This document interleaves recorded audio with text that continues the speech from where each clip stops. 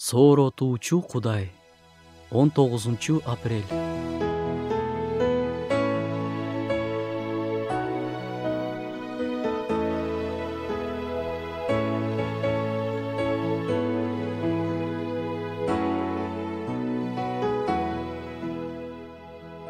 Сенин маанайың пас. Эмне үчүн Кудай менен чогуу кубана албай жатасың? Асмандагы атаң, сен үчүн ким экенин эсиңе түшүрчү. Ал сенин Кудайың, баш калкалар жайың. Ал сага жакшылык каалаган сүйүктүү атаң.